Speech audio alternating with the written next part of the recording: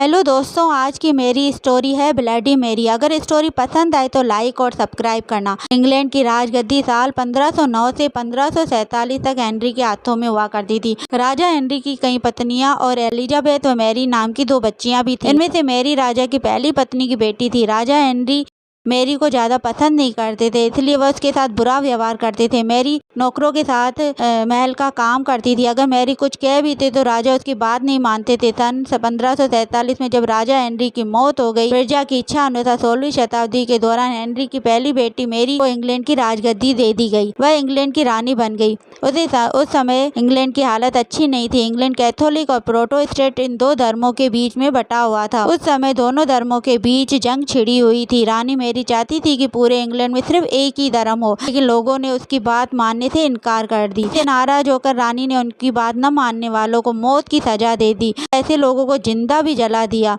रानी Mary की इसी क्रूरता की वजह से इंग्लैंड उससे नफरत करने लगे। ऐसा भी कहा जाने लगा कि रानी मैरी कुंवारी जवान लड़कियों के खून से नहाती थी।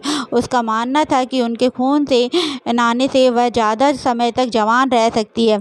कुछ सालों बाद इंग्लैंड में एक खबर भी आई कि रानी मैरी गर्भवती और जल्द ही उनके राज्य में उनका नया राजा भी मिल जाएगा।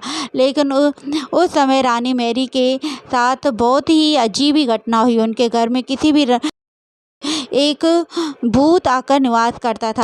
बच्चे का जन्म नहीं हुआ, बल्कि कुछ ही महीनों बाद ही रानी मैरी का पेट फिर से सामान्य हो गया। वहाँ के ओझा लोगों ने अपनी तंत्र विद्या से बताते हैं कि रानी मैरी के घर में कोई बच्चा नहीं था, बल्कि रानी मैरी की क्रूरता की वजह से इंग्लैंड के लोगों ने उसे एक निर्दयी औरत मानते थे।